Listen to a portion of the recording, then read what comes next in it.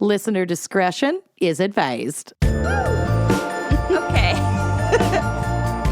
You are listening to Wine and Crime, the podcast where three friends chug wine, chat true crime, and unleash their worst Minnesotan accents. Oh, yeah. I'm imitating Amanda imitating me. And all of us are in Santorini Skype group mode. Yep. Oh, yeah. Dreaming of the beaches. Yeah, you gotta entertain yourself, you know? Mm-hmm. Only boring people get bored. I can smell the forsythia. Oh my gosh. All right. Well, Who are you? Yep. Oh, I'm Kenyon. I'm Lucy. I'm Amanda.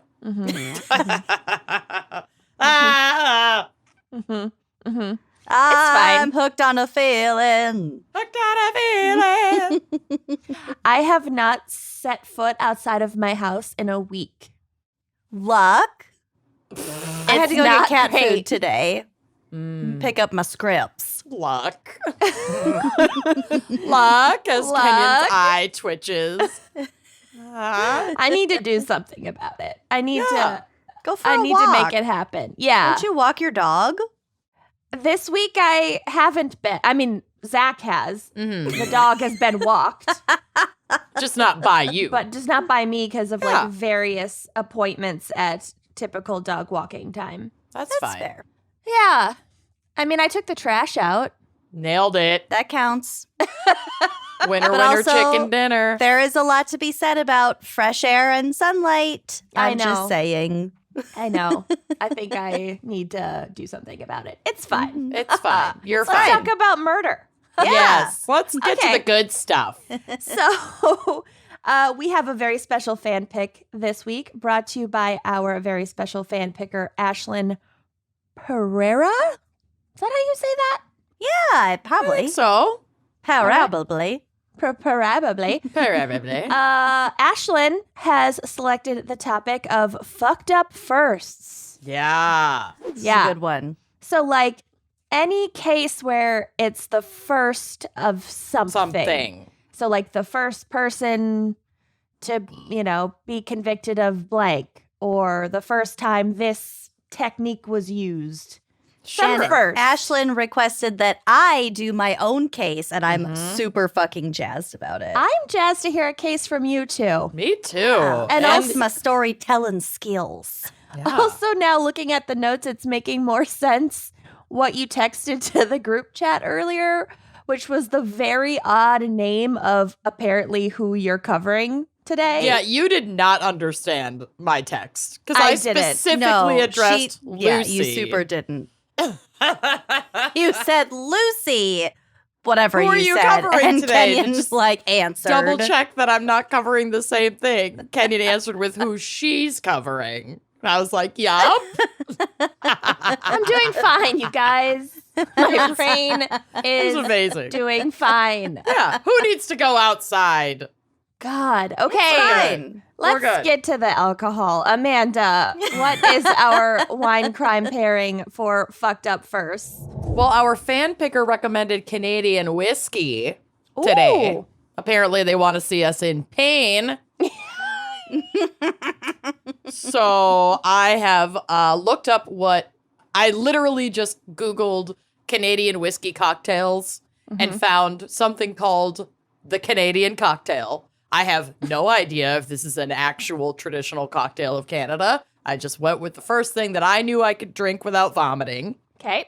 It's a And good that's bar what- to clear. Yep. That's what we're keeping expectations low. And something that I could make with what I have in my home and on my bar. So, we are using the requested Devil's Brown Spit whiskey. I hate whiskey. I can't do brown liquor. It immediately gives me fucking heartburn, which is why I did a cocktail with it so that I could like get through it. The name of the whiskey is the Devil's Brown Spit. No, I just call No, it it's Oh. like why we call By Joe the devil's semen. that. Mm-hmm. Okay. It got just it, got is. it, Yeah. got It just is. But the actual whiskey that I use is Crown Royal because I guess I didn't pay attention, even though it says it on the bottle that it's Canadian. Duh. All right. Duh. And that's what I had in my bar, so that's what I went with. And the cocktail is made up of 1.5 ounces of Canadian whiskey, a half ounce of orange liqueur. So I always have Grand Marnier. That's like my favorite sipper. A half ounce of lemon juice. I actually did have a lemon from my Imperfect Foods box, so I used real lemon juice. Score. And a teaspoon of simple syrup, which is just sugar and water, so you can easily whip that up yourself. And 1 dash of bitters, which a long time ago, a friend of mine, hi James, you might be listening, made their own bitters and gave me a bunch of it, so I had a little bit on my bar. And then all you do is you put it in a cocktail shaker filled with ice, you pour the whiskey, the liqueur, the juice, the simple syrup, and the bitters, you shake it, and then use the strainer to pour it into, it says an old-fashioned glass. I poured it into a mug because I'm classy. And yesterday when we recorded, you poured your wine into a Salt Your Dead, which would have been perfect for this. Which means that's the only rocks glass, appropriate rocks glass I own, and it's dirty because I used it yesterday. So now I used a mug, so I was like, Canada. Would you want this over ice? Because Canada? You shake it on ice, but you serve it without ice so that the ice doesn't melt in it and water it down. Oh, okay. So it's still served cold, but it's served like up. I could picture it with like one of those, like an ice sphere. Like yeah, you like totally one of those. could do that Like if you a have like big one. Yeah, and if you prefer it on the rocks, then fucking serve it on the rocks. Who cares? Yeah. But I'm a really like slow cocktail drinker, so I actually like not having my drinks on the rocks. But and then I garnish it with a blood orange that also came in my Imperfect box. Hell yeah. And also Cute. today I learned that this is a horse and not a unicorn. I have had this mug for like 4 years and just always assumed it was a unicorn, but there's no horn on it. I can't see it because of the Santorini background. Because we're in Santorini. Oh. All right. It's fine. All right. We'll take Either your word way. for it. Cheers, everybody. Cheers. I'm gonna squeeze this in, actually. I like a whiskey cocktail. You do. It's I'm drinking fun. mine out of a vintage nice pop. Oh, that was the first version of the nice pop cup. This is one of It's a our good one. first merch items. Ooh, this blood orange is tasty. All right. Well, cheers. What cheers? Cheers. All right, Lucy, no background in psych. We got a case. That's good. That's good. Should I us shake with my it. bones? Yeah. Yeah, shake them. I just gotta leave them out. I don't know why I ever put them away. Woo!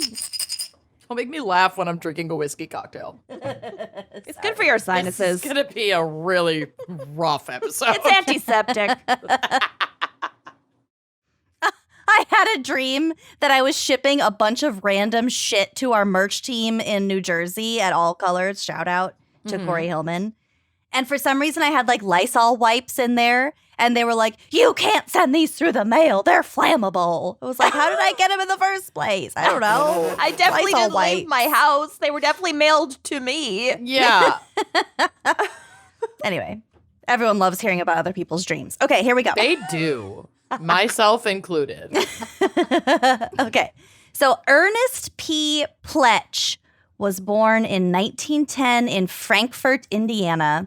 His father, named Guy, he was just a guy. Guy Oh. Pletch. Oh no. Wow.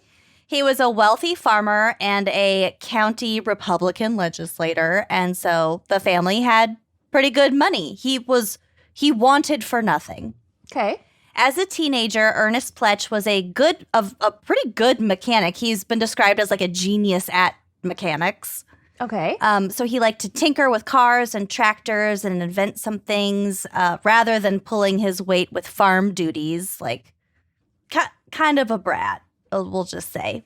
A little tinkerer. He didn't like to do his chores. He didn't like to do his chores. Yeah, he didn't like the manual labor business. He was also really into airplanes, as many interwar young men were around this time of Charles Lindbergh. Charles Lindbergh, handsome airplane fascist. Planeman. Planeman fascist. Fascist aeroplaneman. So Pletch later said, quote, "I've always been crazy about flying. I would rather fly than eat," He was also reading a lot of books about airplanes and sort of starting to teach himself how to fly. He was just really fucking into it. We didn't do the same case, but it's super funny that this is your case. I'm glad we didn't do this. What? We didn't. Okay, good. Okay. We'll get to it.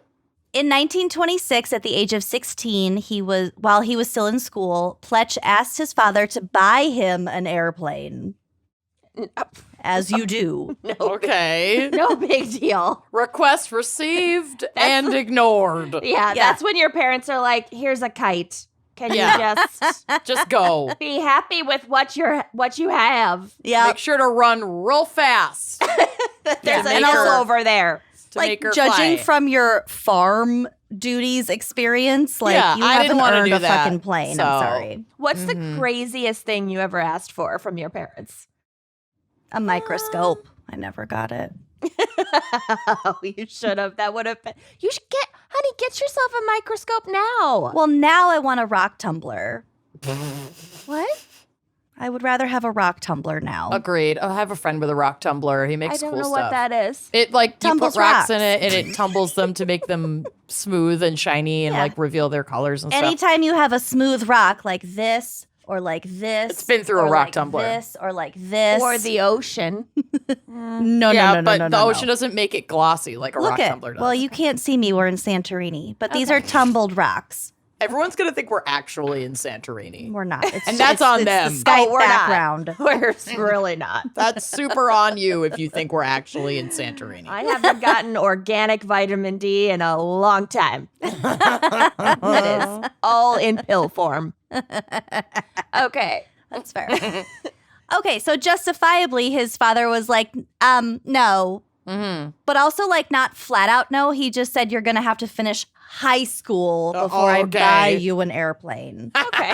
Okay. And If you apparently, get all A's. this Then I'll was buy you an airplane. this was too much for Pletch. Mm. He got pissed. He dropped out of school. He married his girlfriend, and he ran away to join the circus. Wow. What? Drama king. Teenagers.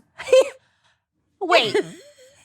Well, He demanded an airplane, and when he didn't get one, he dropped out of school, married his girlfriend, and joined the circus? Well, he didn't join the circus right away. And actually, it's not like technically a circus, but that was like too good of a sentence not to say. fair. But his girlfriend was like 15 or 16 at the time. He definitely dropped out of school. He definitely married her, and he definitely ran away. And then he later joined something adjacent to a circus. It counts.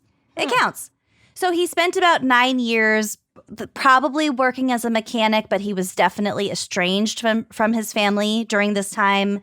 And no one really knows like what he was doing or where he was doing it in this time span. But it was about 9 years. Also, I couldn't find any word on what happened to his child bride, but at some point within this time, the two split up, which It didn't work out when Who they got knew? married and I'm she was shocked. 15 and then he joined the circus. Oh, Yeah. it didn't work out? Oh, no. Oh, Wow. what a shame. Wow. Say. I thought that love would last forever. Color me shocked. So in early 1938, Pletch got a job with a traveling fair. Here we go, the circus. But keep in mind, this was like 9 years later. That happened to feature air shows and offer short plane rides to fairgoers. And here's a quote from Smithsonian Magazine. Quote, "This was no ordinary job, and Pletch was working with no ordinary fare. His employer was the Royal American Shows, an enormous traveling fun fair that toured through the United States and Canada for 9 months each year, billing itself both as, quote, the most beautiful show on earth, and as the proud possessor of the world's largest midway." So it's like a big traveling fair deal. What is a midway? Just like the area where the fun fair exists? The midway is where it's like the main thoroughfare where all the games and the people shouting are. Okay. Got it. Food, games, stuff like that. The attractions that Pletch would have worked alongside include girly shows that featured the likes of Gypsy Rose Lee, not to be confused with Gypsy Lee Rose. Mm-hmm. When the fair traveled, it did so using its own special train, which at its peak consisted of almost 100 carriages. So it was like fucking big. That is fucking big. Just rumbling through North America, Yep. putting people on airplanes. Pitching tents wherever they pleased. Dang. He loved watching the pilots do their thing, and this only deepened his desire to fly airplanes. In 1938, he decided that he had learned all he could about flying from books and watching others fly planes. And so he took it. So he took it upon himself to get some real hands-on experience. He returned to Frankfort, Indiana, his hometown, and in the middle of the night, he stole an airplane and safely flew it 75 miles. He says, quote, "It was the first time I had ever been at the controls. The boys said it couldn't be done. I took off in that plane at 3 o'clock in the morning and flew it to Danville, Illinois, and landed it in a 7-acre field." He didn't want to get guy. right. Literally. He didn't want to get caught with the stolen airplane, so he continued flying another 155 miles to Vernon, Illinois, where he fully pretended to be a freelance pilot and offered lessons to paying customers. So he just stole the airplane and made it his business now. Yep. Mm-hmm. Did he know the airplane owner? He must have, if it was back in his hometown. He must have, known. He probably knew that this guy owned a plane and the plane would be in his barn and blah, blah, blah. Right. But wow. The audacity, Harry Potter and the audacity of this bitch. Of this Pletch. Of this Pletch. I pledge allegiance to this Pletch. Of the United Pletch of Ameripletch. They probably didn't know it was him because he hadn't been home in 9 years. You know? Maybe. Yeah, I mean, well, we'll get to it, but the authorities are aware that this airplane was stolen. They had no idea who took it at this time. But things are going to fall apart at some point. Go figure. They always do. Yeah. So he's giving, he's a freelance pilot giving little lessons to, whoever. And one of his customers Giving lessons. He's flown it twice. Yeah. Oh. With no other hands-on training. The balls on this dude. I can't. Yeah. So one of his customers was a 17-year-old girl named Goldie Gherkin. Love her. She's amazing. No notes. Love everything about this. I should also note here that Pletch was at this time going by the name Larry Thompson. And he also claimed he was 24 years old when in reality he was 29. So he's fully hiding from the authorities. But also flying planes and whatever. Probably flirting with a 17-year-old when he's pushing 30. Pletch's sketch. Oh, Pletch's sketch. Pletch's sketch. Pletch's sketch. Because he is 29 and she is 17. So he quickly fell in love with Goldie. Ish. And the no, pair you didn't. And the pair spent the next 5 days flying around and just smooching, falling in love, whatever. I hate that journey. It was for an them. aerial romance. Sitting in a plane. Ish. SMOOCHING. Ick. Hate it. On the 5th day of their romance, Pletch asked Goldie to marry him, and she refused. So he just dropped her off in a random field and flew away. Okay, I super love her. She's like, nah. It's one of the articles was he left her under a tree in a cow pasture and just flew away. My What God. a fucking piece of shit. But also, I love the fact that she just was like, No. No. I like the status quo I have to wash my hair. of the flying and the making out, but I don't need anything more. Right. Yeah, we have a good thing. I'm like, good. why ruin Why it? complicate it? Yeah. Why complicate it? Yeah. I'm just not really into labels. Yeah. I love her. I fucking love Goldie Gherkin. I want Goldie to date a Gherkin. pilot. I don't want to marry a pilot. Yeah, I don't want to be a pilot's wife. No. Yeah, I want to be a pilot. It's not what I imagined for myself. Also, like, just think of like how brave she must have been to like in the 30s at 17 be like, yeah, I'm gonna learn to fly a plane. There were like 14 people that could fly planes at this time, and she was a woman. We'll get to it. I don't even know if she was really like all about like learning how to fly. I think she just was like, ooh, there's a cute guy who's going to take me up in his plane. Well, she And was then a it was 5 days customer. later. Yeah. I mean, it's a very loose business plan that he had. Right. So meanwhile, Goldie's parents had been frantically searching for their daughter, and when she was finally found safe, they were so relieved that they declined to press charges against Pletch. Mistake. And actually, Always Pletch charges. yeah, and actually her mother said, quote, "The young man took such good care of our daughter." No, he didn't. He abandoned her in the Yeah. middle of nowhere where she didn't know where she was and she was alone. It was Yeah, the 30s. I don't know. Did not take good care of your I'm not daughter. defending any of this, but Oh, that's we what know happened. you're not. Yeah. He So also fortunately, statutory raped your daughter with his Yeah. mouth, with his Pletch mouth. probably something. So fortunately, the cops had a different take on things, and Pletch was tracked down, arrested, and charged with theft for the airplane. He was then freed on bond to await trial, after which he was definitely going to be found guilty, so he was anticipating some jail time. That's important to keep in mind. And that was the theft of the airplane that he was flying that whole time, the one from Frankfurt. And the press got wind of this story and dubbed him the Flying Romeo. So the press has always been garbage. Yeah. Yeah.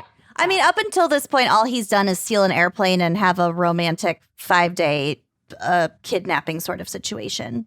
Of a child when he's almost Cool. 30. Yeah. Yep. Mm-hmm. Okay.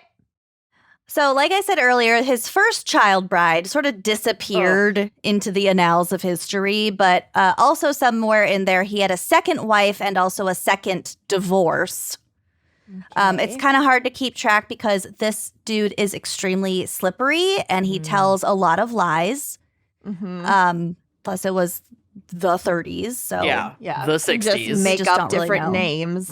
yeah. Yeah. There's no database of anything. So it Right. was just like, yeah, I know that guy. Oh, Larry Thompson, Ernest Pletch, same guy, cool. Yeah. Yep. So we can be almost certain, though, that while he was out on bond, he rejoined the Royal American shows, and that it was the carnival that took him to Missouri, where in September 1939 he married Frances Bales of Palmyra, Missouri. So, wife number Another child bride.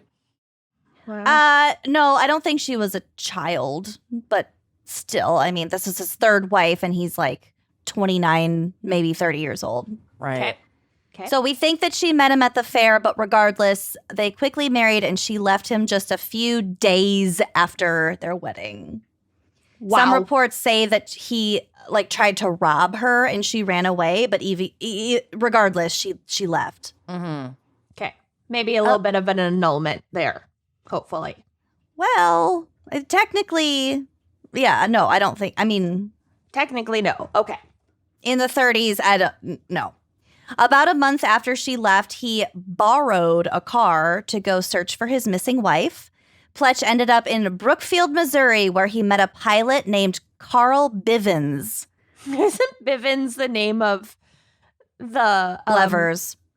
Blevers, okay, the roommate's boyfriend. Oh, in Bevers. Bevers. Bevers, yeah. Bivens, Bevers. It's all the fine. same. What a great character, though. I love Bevers. To complete Kedion's sentence, it's the Abby's roommate's boyfriend in Broad City, and I Yep. just cut her off because I knew what she was going to say. This is Bivens, that's Bevers.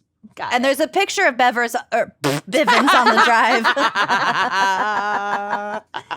There's a picture That's of him on canon the drive now. standing in front of his airplane, and he just looks like a normal dad dude. He's so nice. With odd posture. Yeah.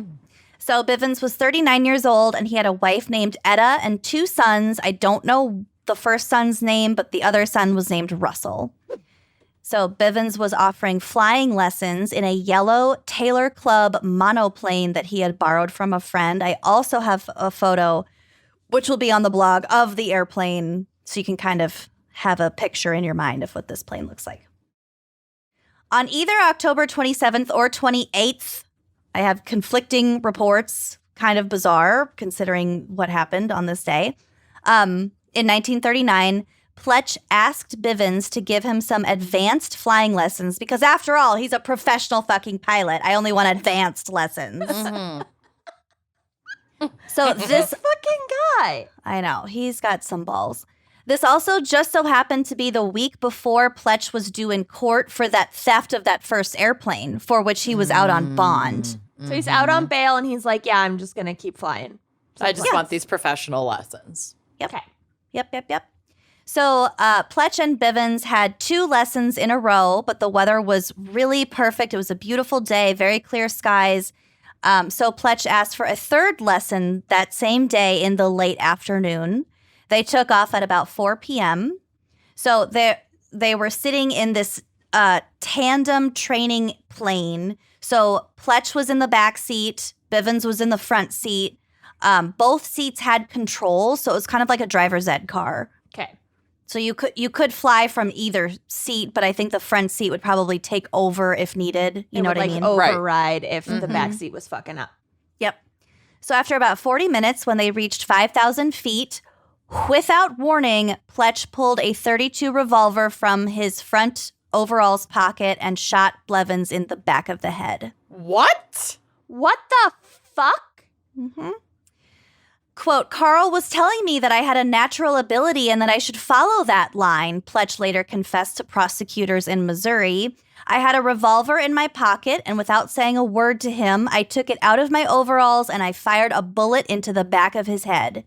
He never knew what struck him. The ship, meaning the airplane, the ship began to pitch and then to dive. It went crazy, and I remembered reading about a dying man stiffening at the controls. And then I fired another shot into the back of his head. So he shot him twice in the back of his head, and according to him, the second shot was to kill him completely so that his body would stop, like, seizing and fucking up the controls so he could pull the airplane out of a nosedive. This is so crazy. Why did he shoot him in the first place? I am shook. Yeah. It's so bizarre and unwarranted. Is this the first airplane shooting? The hostile hijacking? The story I'm telling you now is the first fatal airplane hijacking in the world, but also the first airplane hijacking in the U.S. I mean, of course, both of those things would just be like some shitty white guy in the United States. Yeah, just some fucking sociopath white guy. Like, I'm so not surprised by that at all. Well, there's also people who can afford airplanes. Right. In only very few countries at this time, so. Yeah. That is just fucking nuts. Just because he wanted to fly the plane or he wanted to own this plane now? Because he's so self-centered, he's never been told no and been able to accept it. Like, remember, he asked his dad to buy him an airplane, and his dad said, not now. And he was like, fuck you, I'm out, and then I'm going to eventually go steal one. I'm going to pretend I'm a pilot. I'm going to marry whoever the fuck I want. I'm going to go wherever I want, whenever I want. Wow. He's insane. Yeah. So Pletch then, like I said, managed to straighten out the plane at about 1,500 feet. So he was in a nosedive for a ways. Yeah, he almost fucking crashed. Quite dramatic. And then he landed the aircraft in a cow pasture near Cherry Box, Missouri. He pulled Bivens. I think I spell it differently like 4 different times. Bivens. He pulled Bivens' body out and dumped it in a nearby thicket after taking Bivens' watch and several $100s. That would also be so fucking hard to solve if like it's 1939 and there's just this totally unidentified man's body Right. in a thicket in an area that he has no connection Business to. being, yeah. I mean, we'll get to it. Okay. Yeah, we'll get to it. The fact that Bivens was a straightforward, legit pilot offering lessons, other people must have seen him giving lessons to Pletch on this day in that particular airplane because it didn't take him very long to find him. Right. The airplane part would be easier to solve, but just finding that body. Yeah. Finding the body, yeah, they found the body actually really quickly, but they also had like search parties spread out over like the entire surrounding counties. Right.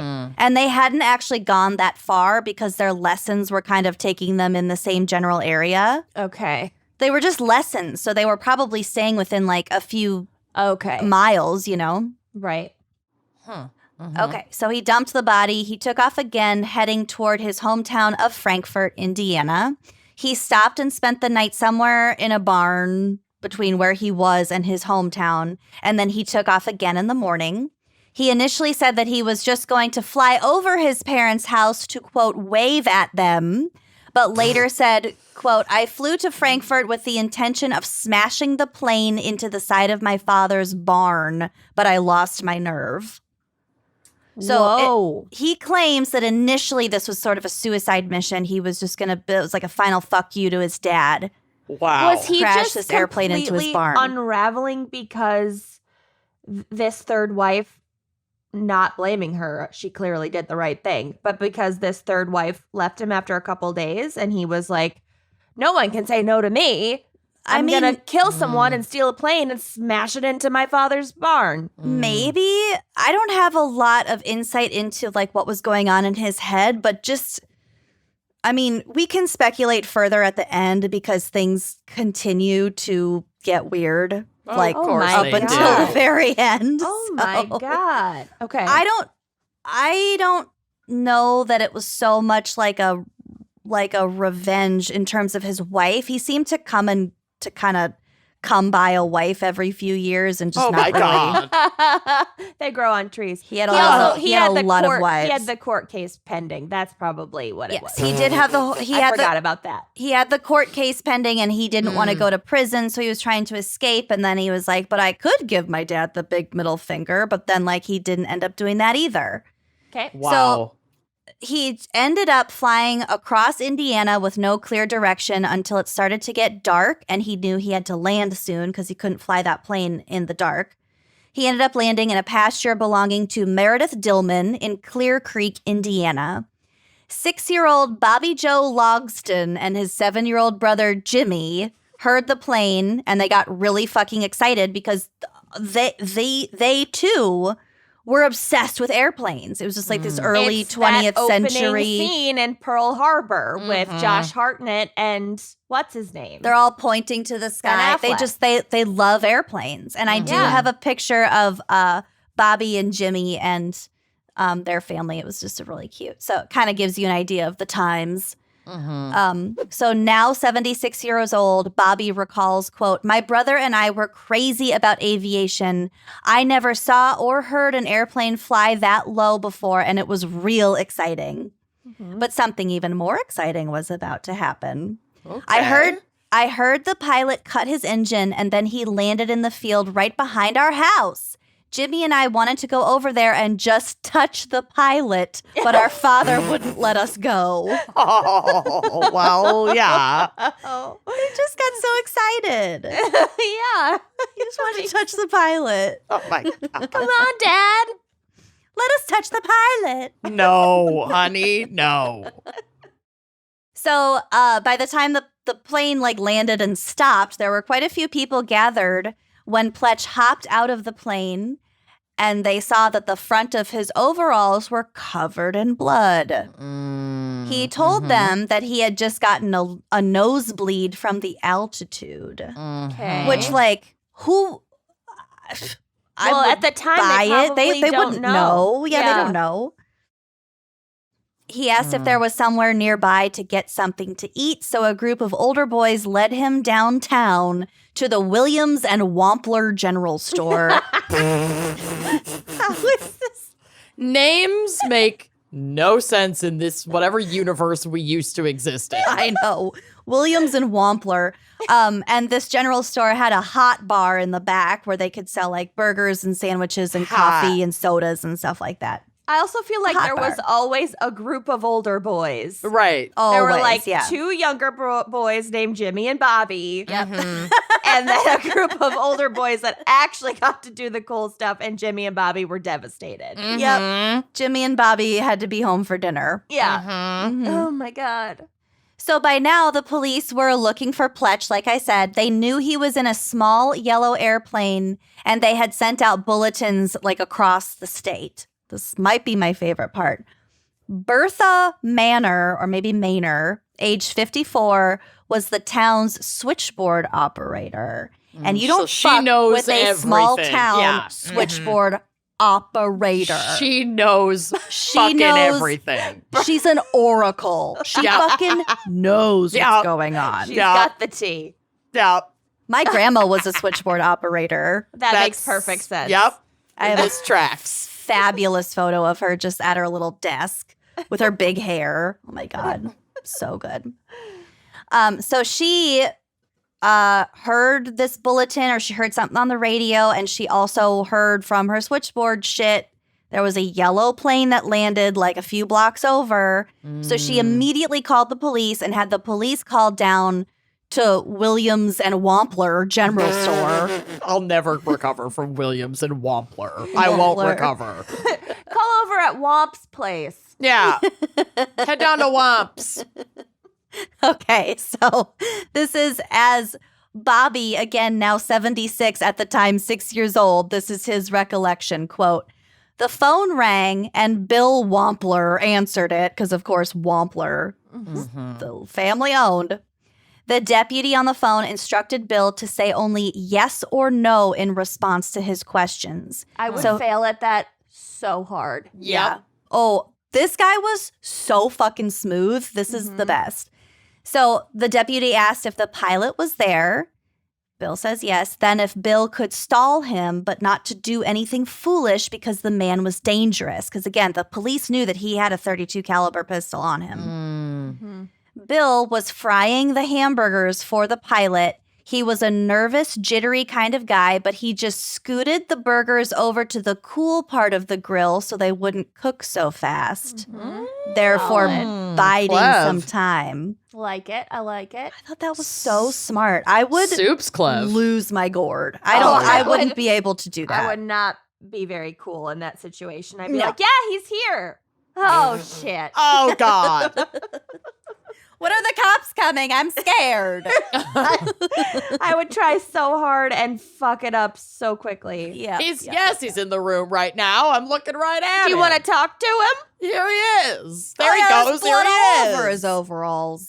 Here comes mean- the boy. You mean the bloody guy with the gun? Got him on the line. God. I'm grilling his burger right now. You want to tack to him? Extra So- onions. Ugh.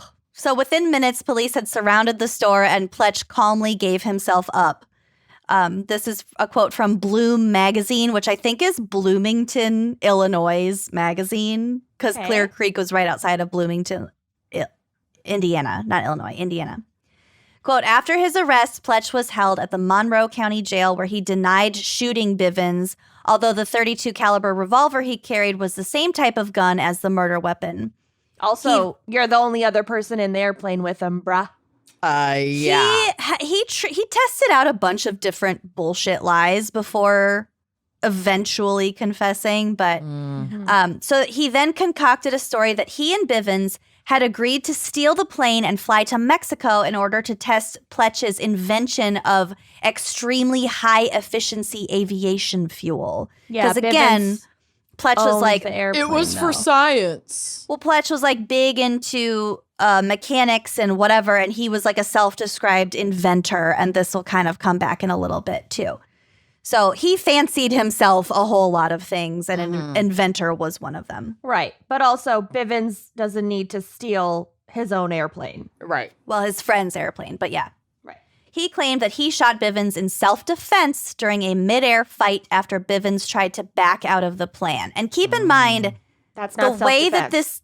this tandem Keep in airplane mind. situation, like Pletch is directly behind Bivens. Mhm. There's no way that Bivens would be like, you know what? Fuck this guy. I'm going to overtake you from 180 degrees behind me in a tiny fucking airplane. It makes no sense. No. So like this was obviously bullshit. Yeah.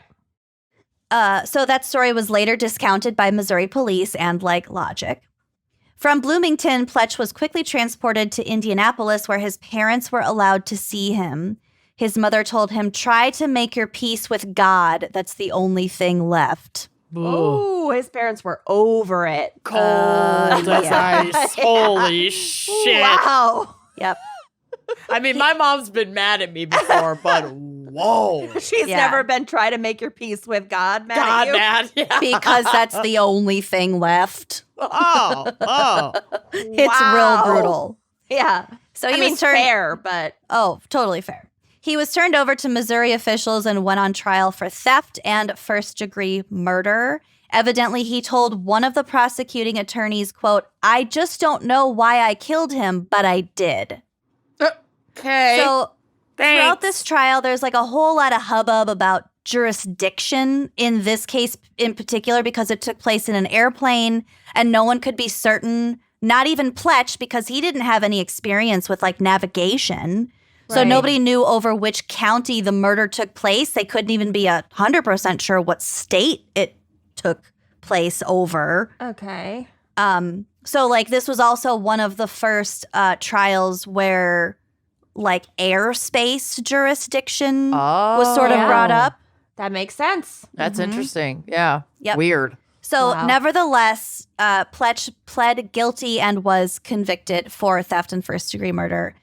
Etta Bivens, so the pilot's wife, however, literally saved Pletch's life. She made him promise never to seek To a Pletch. pardon. She made him pledge to never seek a pardon or parole in exchange for asking the judge not to give him the death penalty. That's So very she's nice like- of her, but I would not fucking trust this man to uphold that deal. Well, I think it was like a court Or like sealed, a public. like yeah. Okay. yeah, it was like a legal thing. It was life without the possibility of parole or pardoning. Pletch began serving his life sentence just 5 days after Bivens' murder. But here's the last twist. Poor Etta did not intend for what happened next. Oh, please don't tell me she married him. No. Thank God. Okay. Oh, why are you saying it like that? Oh, I don't Well, like this. Here we go. First of all, while in prison in 1948, remember, he's the self-proclaimed inventor. Pletch was granted a U.S. patent for an invention called traction increasing device for dual-wheel vehicles. So he Okay. invented shit while he was in prison, which Okay. seems unfair to me. But even more unfair, Pletch was released for good behavior after less than 20 years behind bars. Yeah, so he was released in 1957. After just shooting a man in cold blood. Yep, Yeah. for good behavior. I don't get it. Just because you behave well in prison doesn't mean you're going to behave well out of prison. Nope. You know what I mean? It's It's just this. bullshit. We've said it before. Like the sentencing should just be What it transparent. is. Yeah. Like it should just be like if you think that 20 years is an appropriate amount of time for his crime, then he should be sentenced to 20 years and then like it should just why are we always finagling? I don't You know. don't need to I don't make it get harder than it already is. Yeah. I don't get it. So records show that he purchased a new ranch-type house on Lake of the Ozarks, and more egregiously, you guys are going to scream, he worked as a fucking pilot for Cox Aviation after his release. This is like fucking, I feel like we always come across cases like this where it's basically Frank Abagnale from Catch Me If You Can. Yep. With all, I mean, With murder. With murder. Yeah, at least that guy didn't fucking kill anybody. Oh my fucking God. How was he allowed to be a pilot? I don't know. Is that good? He was never He's actually that- a pilot. No, he never was. Never. Did he have to at Good least get God. his pilot's license? Or were they just like, yeah, you've flown before. You went to jail for it. I mean, Remember? pardon the pun, but he flew so under the radar after his release that it took like a special investigation. And this information I took from that Smithsonian Magazine article because I trust it. This is the only article that said he didn't die in prison. Everybody else assumed that he did because of his sentencing. But there are records that he was released for good behavior in 57 and that he did X, Y, and Z after he left. What the fuck? So he also married a woman named Mary Leap the day after Christmas in 1973.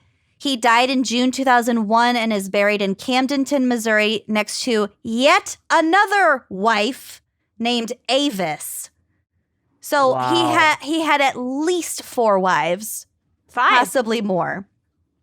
He left behind a total of 16 grandchildren and 22 great-grandchildren.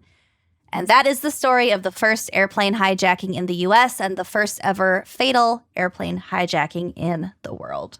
That is nuts. Wow. That was a wild ride. Can you Yeah. even? Thanks for landing it safely home. Ha ha. You're welcome.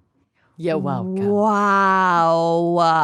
Oh, my That's a burps. doozy. That was a doozy. I found it and I was like, oh, this could be interesting. And then I kept reading and then I kept reading and then I kept reading and then I kept reading and I kept reading. I was like, oh, God. That was fucking good. Nuts. Yeah. Just Shyamalan twist. Yeah.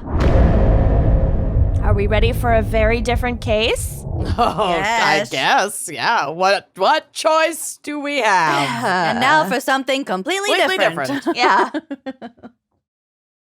Mary Elizabeth Surratt, née Jenkins, was born in either 1820 or 1823.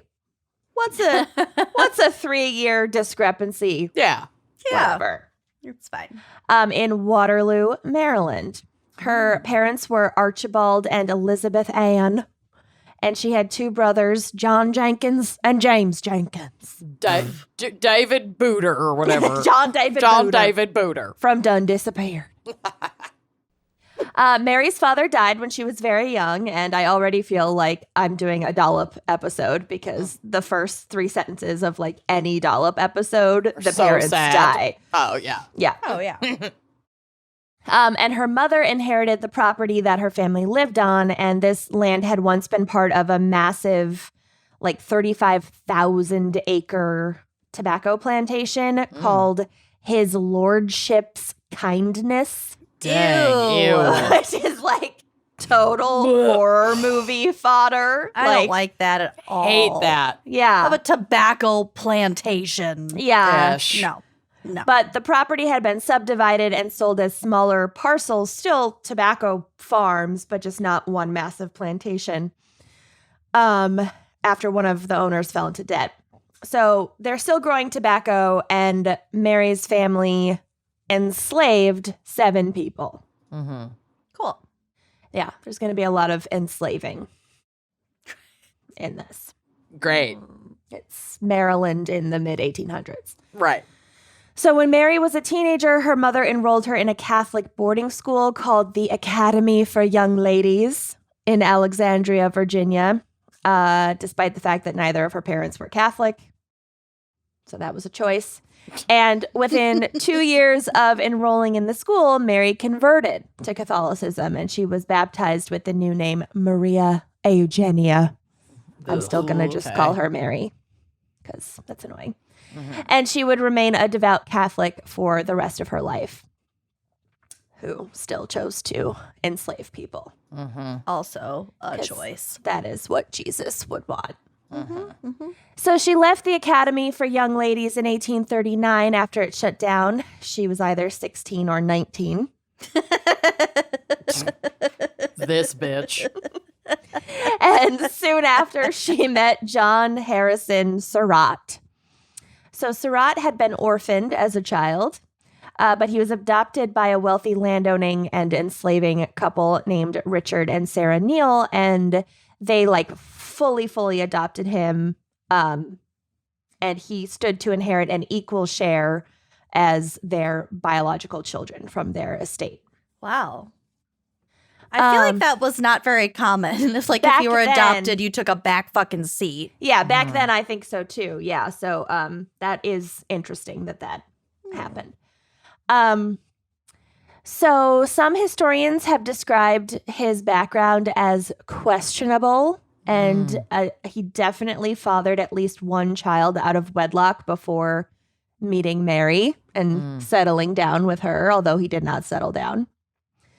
And but I feel like, that was also par for the course back then. Sure. Men just fathered children, and then the women Sired. the women that begot those children were Picked just up the fucking pieces. were just ruined and left abandoned. It's fine. So the two married in 1840. Surratt even converted to Roman Catholicism before the wedding so that they could be married in a Catholic church, which is what Mary wanted. So that's pretty rare. Usually the woman converted back then. John purchased a mill property in Oxon Hill, Maryland, and the couple moved there. And they soon had 3 children, Isaac, Anna, and John Jr. But then John's adoptive parents fell ill and they died in quick succession, and they left the majority of their farm property to him. So he and Mary and the kids moved to his childhood home because it was bigger and nicer, and he had to take care of this farm. Soon, though, there was tension in the marriage because You don't say. John was drinking more and more. And he also was struggling to pay some debts. I don't know if that's because he sucked at farming or if it was because he was drinking and gambling. I don't know. Maybe all of the above. Yeah. And he was often violent towards Mary and the kids. Great. So in 1851, the Neal farmhouse where they had been living burned to the ground. And actually, it's suspected that an escaped enslaved person was the arsonist. That'd be dope. Fuck yeah. Yeah. I hope so. No, Burn it the fuck down. that's it can't be proven, but that It's canon, is the basically. theory. Yeah, Yeah. exactly. So I like that theory, so let's just go with it. yeah.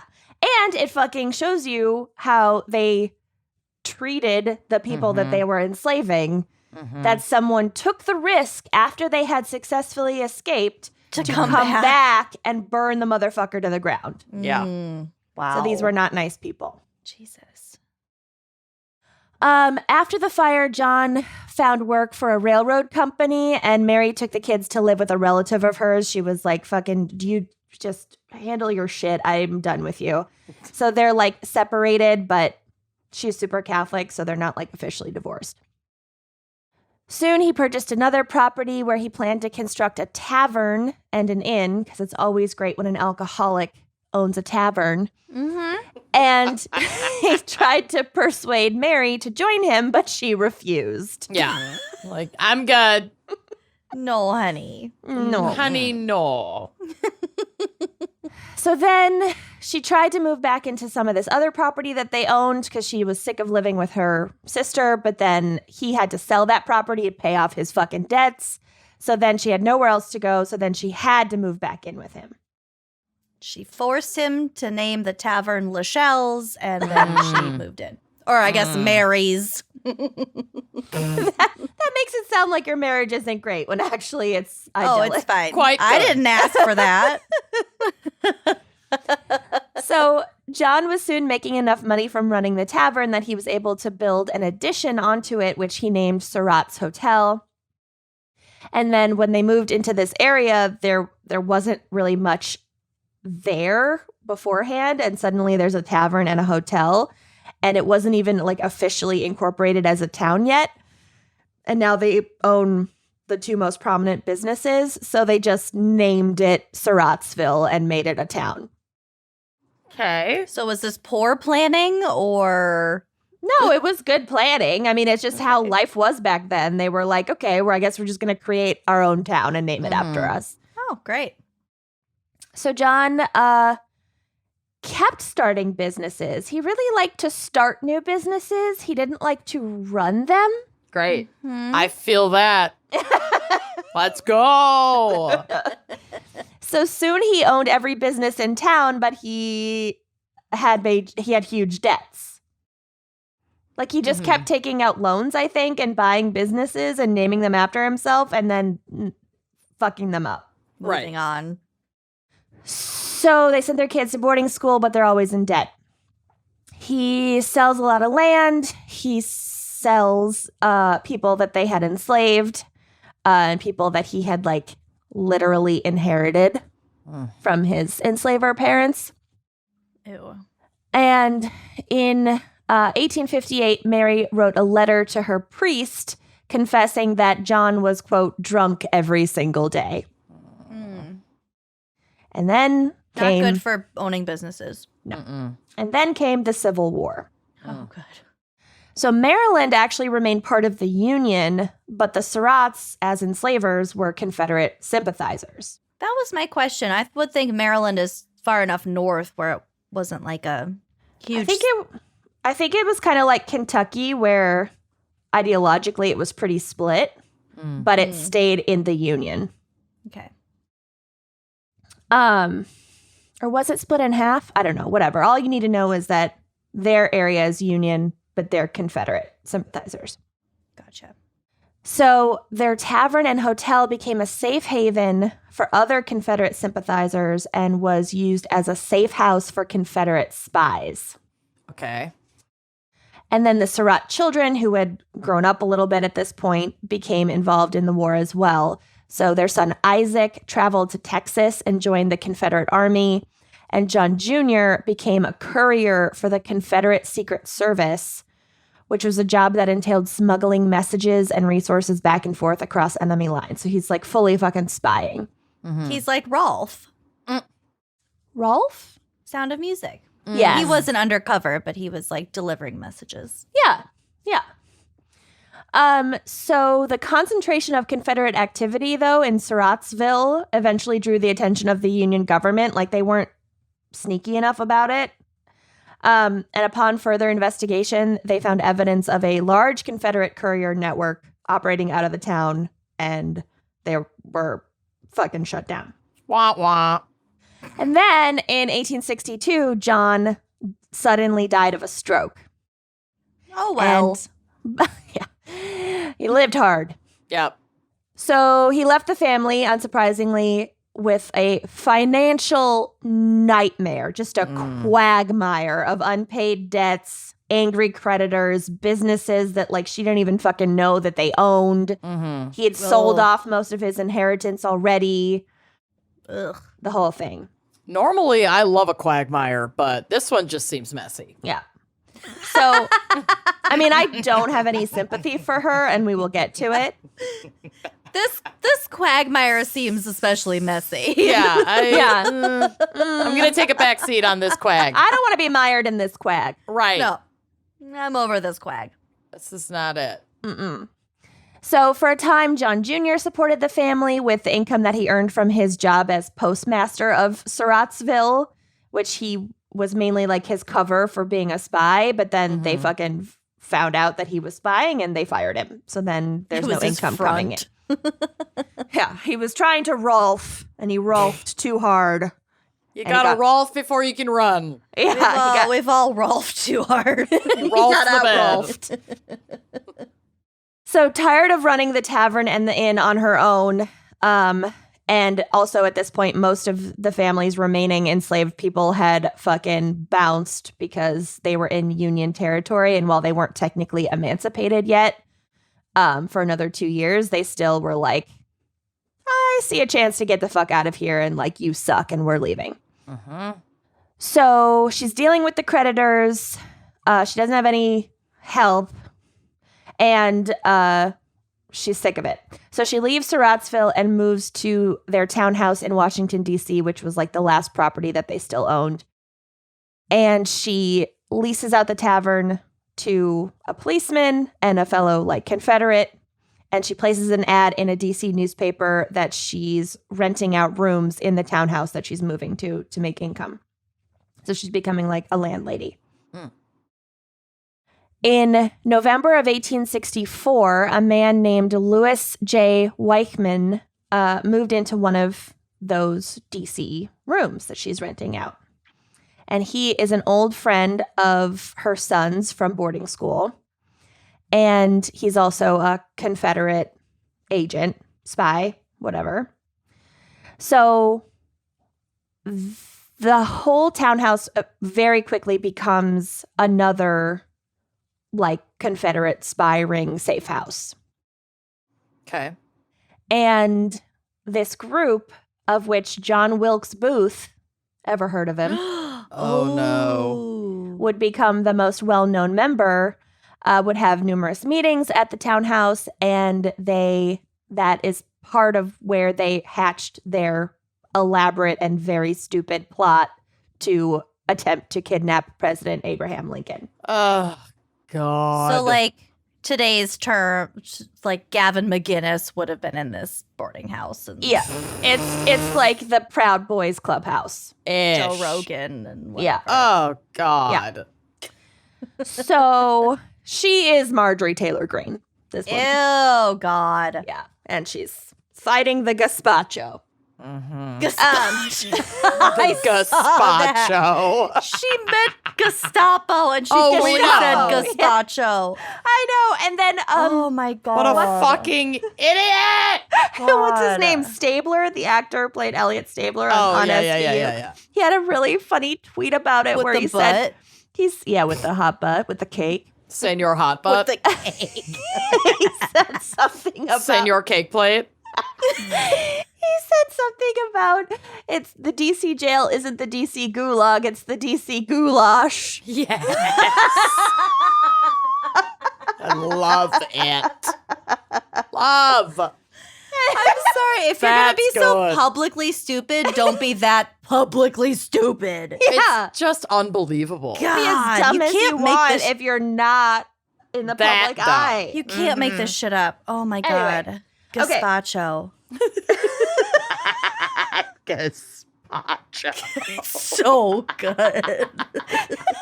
So, Holy shit, that's dumb. Holy shit. okay, so That is dumb. they're cooking up this plot in the townhouse to kidnap the president. And part of the plot, John Jr., along with two other conspirators, hid weapons, ammunition, and other supplies at the tavern in Surrattsville. So she still owns the tavern, but she's not running it day to day. Okay. But this attempt was a failure, and in response to the failure, the group escalated their plan from kidnapping to murder. So basically, they couldn't fucking make it work, so then they decided to try even harder. It'd be quicker and easier to just kill him. So Booth wanted to kill Lincoln himself, and eventually would. And the plan was for him to do so while one of these other conspirators killed the vice president, Andrew Johnson, and another member of the group killed the Secretary of State, William Seward, all at the same time. So they wanted it to be this coordinated attack. Yeah, like a insurrection of sorts. Yeah. It's like sounding a little familiar. Wouldn't you know? But Hang they Mike weren't all Pence. at, like, the theater, right? No, that's why it would have to be like coordinated. Okay. You know, like that terrible TV show where they blow up the Capitol. Designated Survivor. Anyway. Ooh. So Booth, as we know, actually carried out his portion of the plan on the evening of April 14th, 1865. He's that member of the group project. That Who all does actually all the did this. work. Horrible, but yes. That was me. I know. It was me too. You were the John Wilkes Booth of your friend group. Is that what you're fucking saying? horrible. Is that what you're saying right now? Amanda I was the guess. entertainment.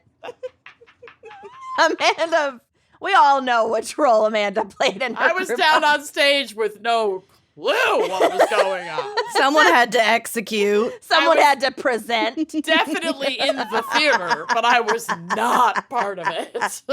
So, Oh, no. And I was there completely by accident. I stumbled upon it. so You were in search of more popcorn.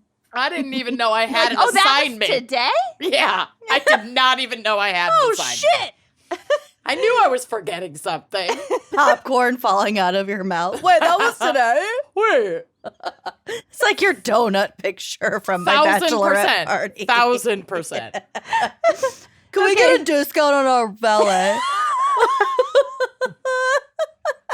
She's getting married. The donut series photos The best. are so good. And They're so good. We've posted them before, but we'll post them again. Okay. My favorite photo of Amanda. We'll post them By again. far. I don't give a fuck. You're I got so no shame. beautiful. But that is my favorite photo. So anyway. Okay, You guys, so this photo is shocking. It's also on our Patreon if you want to check it out. it's so good. I love just the series zoomed in. The zooming in on your mouth. Okay. So Look like a cartoon from like Bobby's Ow! World. I hit my head on my microphone. God damn it. Okay. Okay, Yep. we're good.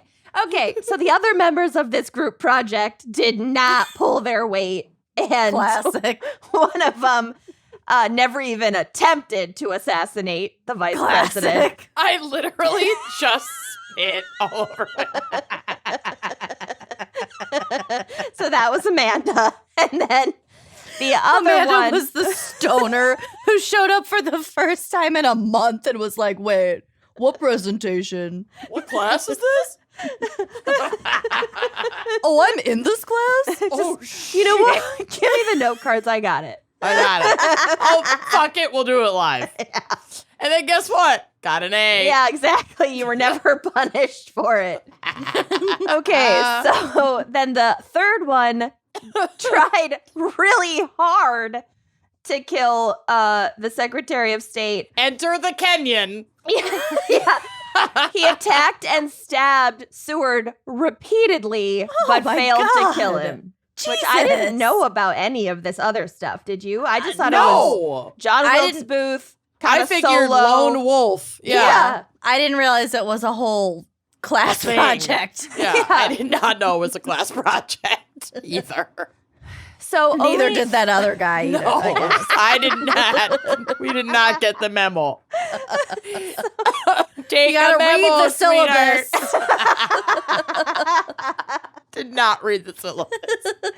Okay, so only a few hours after shooting Lincoln, police arrived at the Surratt boarding house, having been tipped off that it was the center of this Confederate activity.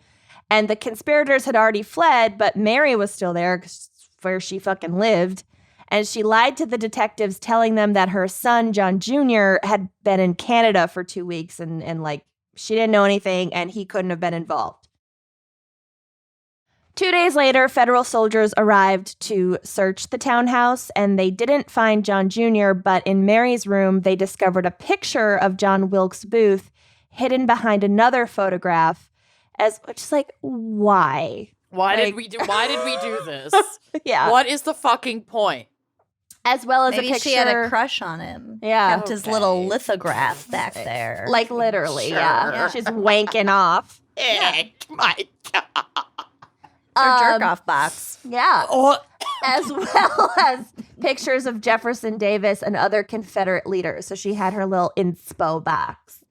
She was kinky. her magazine cuttings of her Ew. favorites. Oh my God. Also in her room, they discovered a pistol and a mold for making bullets.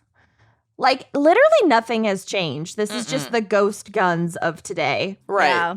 Mm-hmm. And as Mary was being taken into custody for conspiracy to assassinate Lincoln, Lewis Powell, the one who had attempted to kill the Secretary of State and stabbed him a bunch but didn't actually kill him, arrived. So Mary claims she didn't know him as he rocked up to her house. I don't know this guy. She's literally being arrested. Yeah, I don't claim him.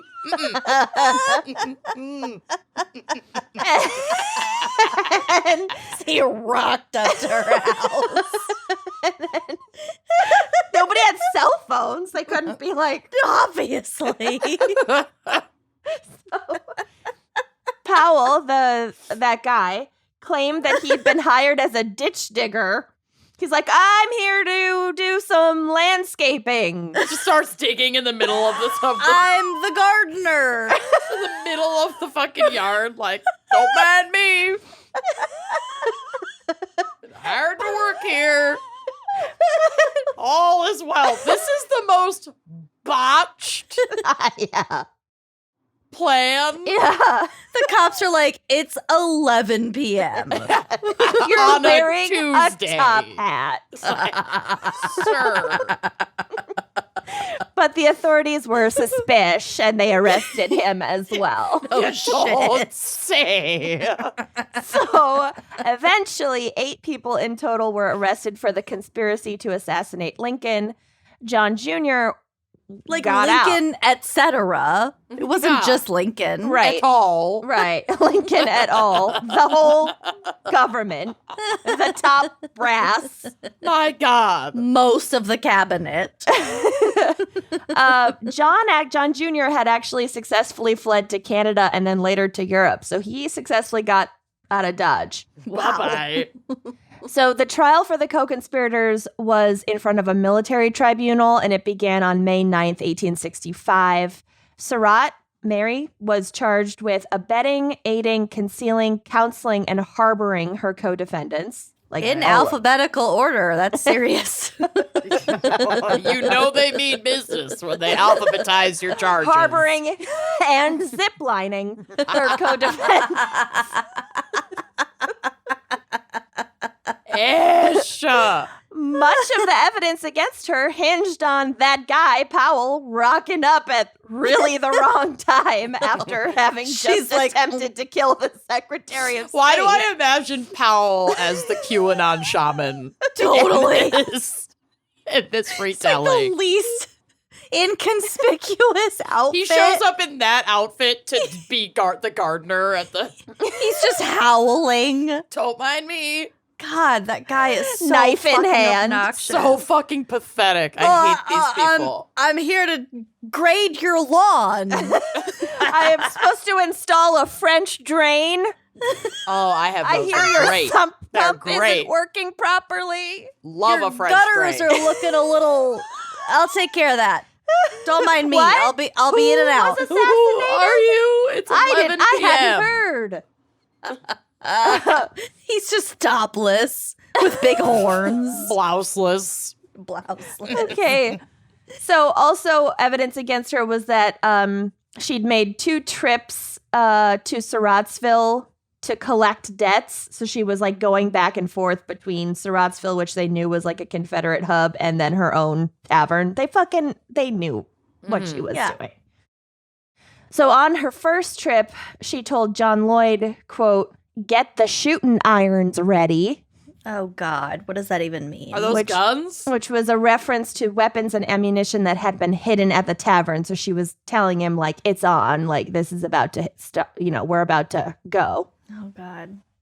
And on the second trip, which occurred on the day of the assassination, she delivered a package to Lloyd that John Wilkes Booth had given her, and it contained a pair of binoculars.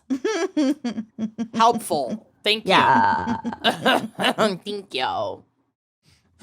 These were his opera glasses. Thank you. Yeah. So this Lloyd guy was also arrested in connection with the conspiracy, but he wasn't charged because he fucking sang like a canary and became a big witness for the prosecution. Good boy. So the defense attempted to show that Mary was loyal to the Union and that her trips to Surrattsville were like innocent, and that she hadn't been aware of Booth's plans and he was just like randomly staying there. And It was her town. well, yeah. to be but- fair, yeah. Yeah, it wasn't just the fact that she went there that was the problem. It was everything else. And Right. also, like, you have his lithograph hidden in your bedroom. In your ma'am. spank bank. So, ish. His sensual lithograph is hidden in your spank bank. God. So, Mary's daughter Anna testified for the defense and denied ever overhearing any discussions of any disloyal activities. And she claimed that even though Booth came to the house all the time. His visits were always short. I bet. Okay. He's So- like, hey, they weren't that short.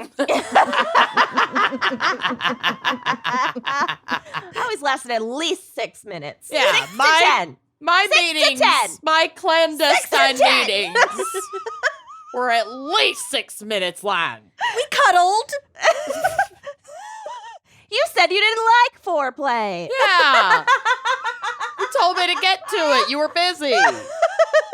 Don't If blame anyone me. sathey don't like You foreplay, said You're you just didn't really like bad at it.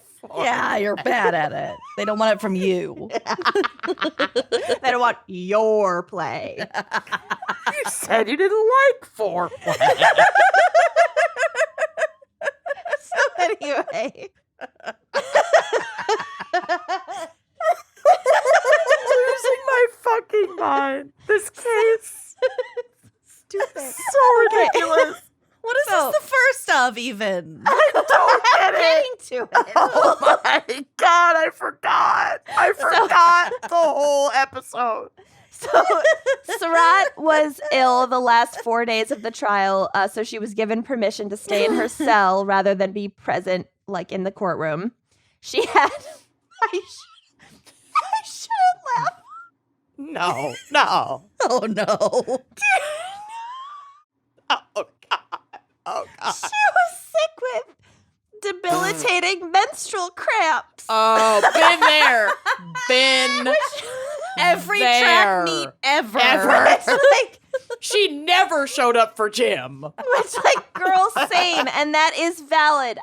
It is, so I should not Super laugh. valid.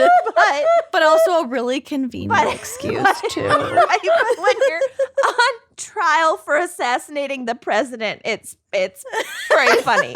I can't go to gym or my assassination trial. I have cramps. Oh my God! I So can't run the mile. I the can't mile. run the mile. I have cramps. So ultimately, the military tribunal found her guilty of all charges except for 2. I think she got off on the zip lining, and she was sentenced to death. And she was the first woman to Okay. receive the death sentence from the U.S. federal government. Now we got there. We got there. Okay. Wow. Oh, However, 5 of the 9 judges who handed down her sentence signed a letter asking President Johnson to give her clemency and commute her sentence to life in prison because of her age and sex. Maybe she was like, just fucking kill me. These cramps are awful. I can't do this. Also, like, it's gotta suck when you're asking for clemency from the guy that you were just convicted of trying to kill. Yeah.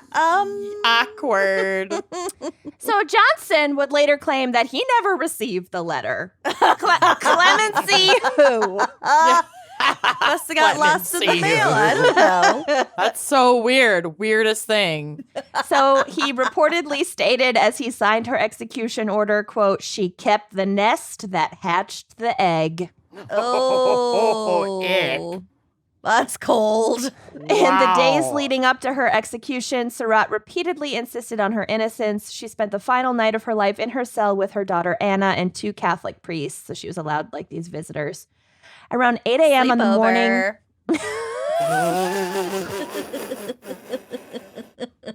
Sorry. It's not like it's too soon. Jesus. No, I mean, this bitch, we can make fun of her. She's trying to fucking kill the president. We're good. But I just... Sleepover. Oh my God. Let's play MASH. So which priest do you want? There's one for each of us. Marry, fuck, kill. Light as a feather, stiff Mary, as a fuck, barn. kill, Lincoln, Johnson, and Seward. They have those little paper. Bip, bip, bip, bip, bip, bip, bip, bip. I requested pizza rolls for my last meal. I know everybody loves them. With ranch. Oh my God, I married John Wilkes Booth. Holy shit.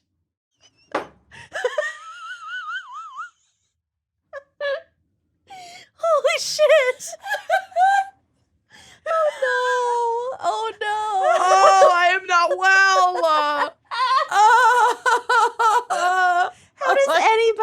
But to like, this. I'd fuck Abe Lincoln. Whatever. We just helped Lincoln. somebody ace their like American history fucking final. Okay, you're welcome. Oh my god. Okay. So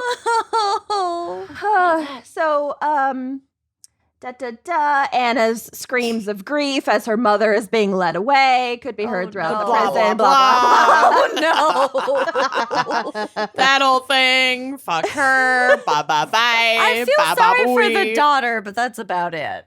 So she was scheduled to be executed by hanging alongside those two co-conspirators that I told you about, Lewis Powell and George Atzerodt, and then also another guy, David Harold. There are a lot of names. We couldn't get to all of it. John David Booter. Before Jingleheimer Schmidt.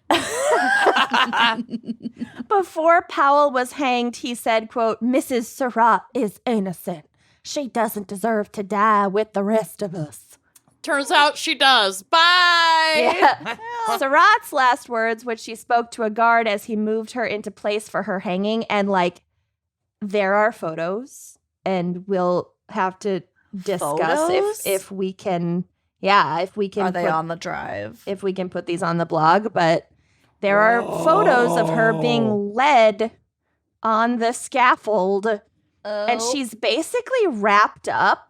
Yeah. Yeah. Like she's got like a hood, her arms are tied behind her back, and her legs are tied together. She's like in a Whoa. straitjacket almost. Well, Yeah. it's her gown, I think. Yeah, but- it's like her big Well, black she's gown. way tied up more than they Right. are. Yeah. Yeah. Oh. It's pretty gruesome. that is creepy. That's way Yeah. creepy. The umbrella photo is creepy too. Yeah. Yeah.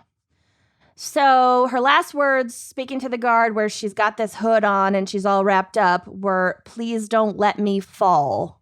Oh, this picture is them dangling. Yeah. But also, like, that's the point. Well, right. So after her mother's death, Anna Surratt moved out of the townhouse, which was like torn apart by souvenir seekers. People just like broke in and started taking shit from Oh, it. shit. And she was like ostracized from society and basically like couch surfed for a while.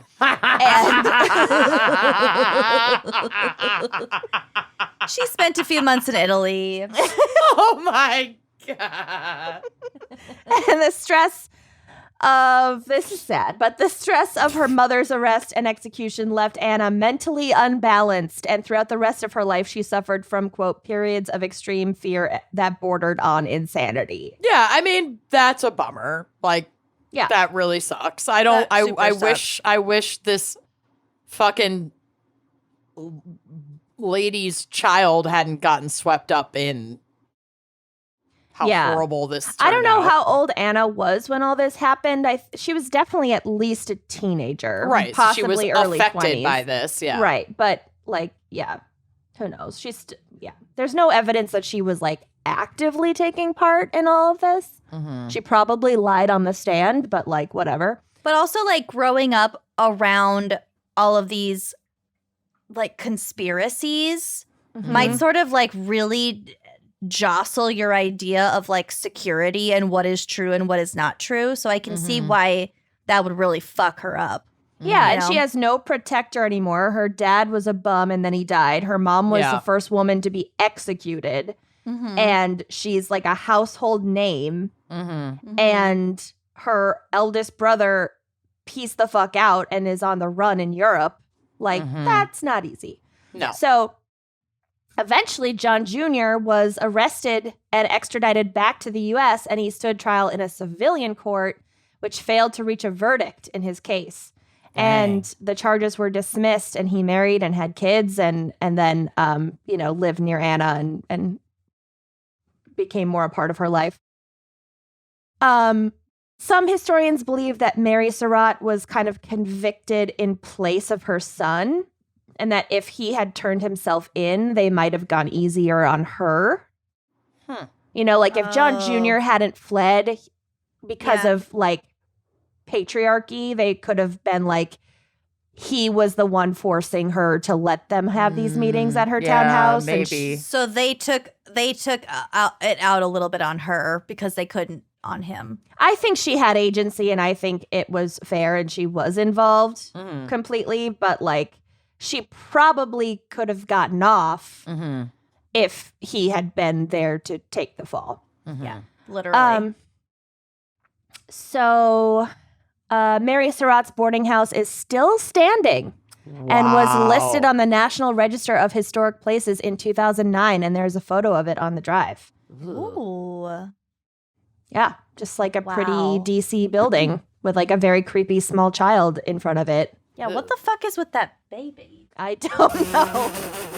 What's going on with this baby? What's going on with this baby? What the fuck is going on with that baby? Ew. That He's is like a ghost. really fucking unsettling. Yeah. What? The sunken eyes. So that's my case. No. Nice. Wait, Nice but job. the case of this baby. I don't know. I don't have info on the baby. No intel. Okay, but the baby looks like a digitally shrunken down full man. it looks like Yeah. it looks Its like proportions are unsettling. the This makes proportions are really off. no sense. I know a it's like tiny soldier man. it's like fucking with my brain. I hate it. I have to close this picture.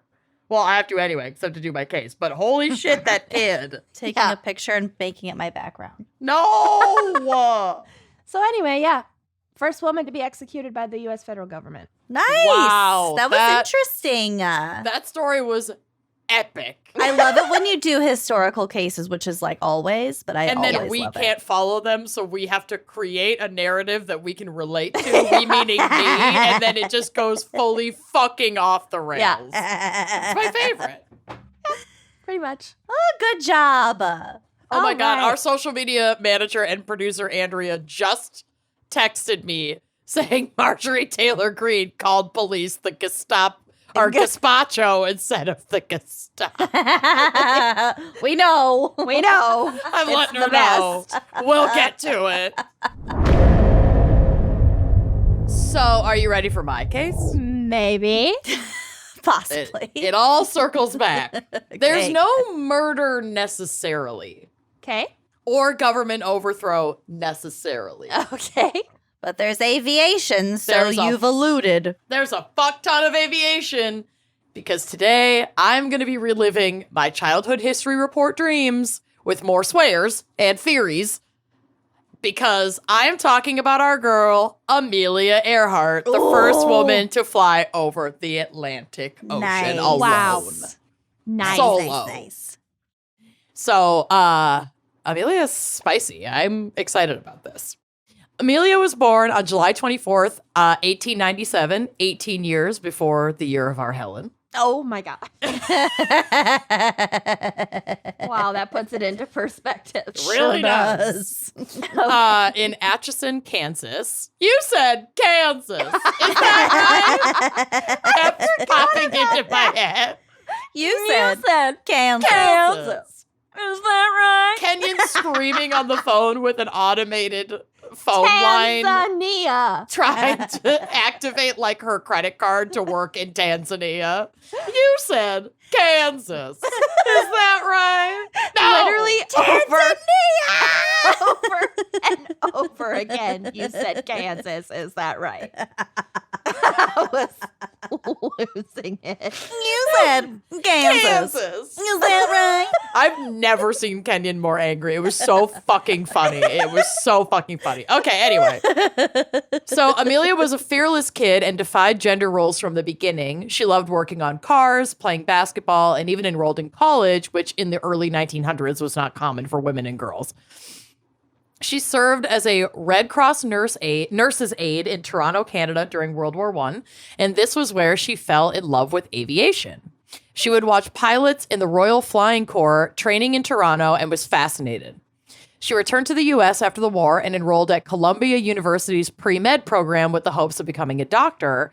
But after taking her first airplane ride in California in December of 1920, Yeah, she there was in- this guy, Pletch. He was really Yeah, it friendly. was the weirdest thing. She got a golden ticket from Mr. Pletch. My first aviation instructor. Never looked back. Such a professional. Professional. Perplexional. I mean, we'll get to her I was aviation perplexed. instructor. I was perplexed. So she took this first flight and then she was like, this is it. I'm so in love with aviation. This is all I want to do. She said, quote, by the time I had got 200 or 300 feet off the ground, I knew I had to fly.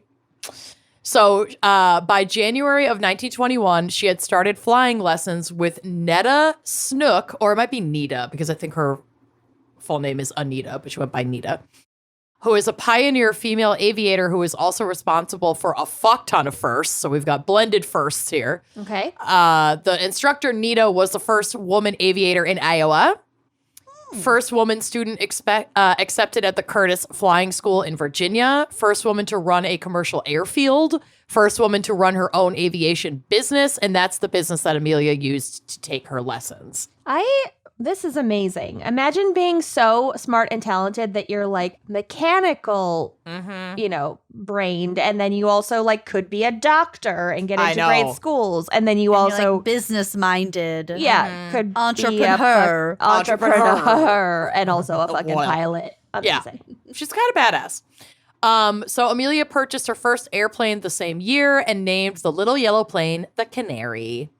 She passed her flight test by the end of 1921 and almost immediately started setting records. So Amelia Earhart passed her flight test and started setting records when my grandmother was 6. Oh Jesus my God. fucking Christ. I kept my brain kept hurting as I was writing these notes. Oh my God. So in the way that we learned about Amelia Earhart is that this was like a million fucking years ago. I mean, that's like one of the huge problems with history taught in schools. It's all hitting me always. It's always gonna hit me. So in 1922, she became the first woman to fly solo above 14,000 feet. In 1932, she became the first woman and second person ever to fly solo across the Atlantic. The first one was Lindbergh, the Lindbergh baby, specifically. Just kidding. Fascist Lindbergh. The Lindbergh fascist. And upon her return was awarded with the Distinguished Flying Cross from the U.S. Congress and was the first woman to receive that honor. That same year, she made the first solo trip across the United States as a woman, and the first person to fly solo from Hawaii to the mainland back in the United States in 1935. So I think someone else flew to the island in Hawaii, and she returned from the island to the U.S. And the first person, not just the first woman.